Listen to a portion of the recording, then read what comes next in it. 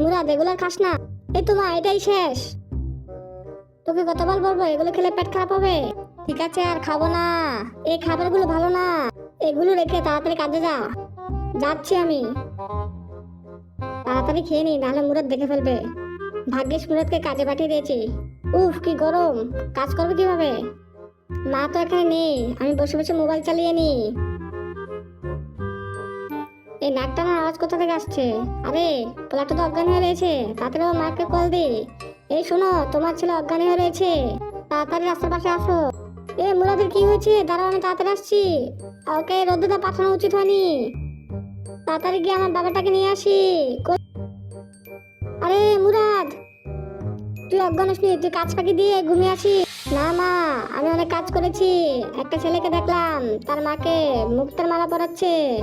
সে মুক্তা ঝিনুক থেকে সংগ্রহ করেছিল।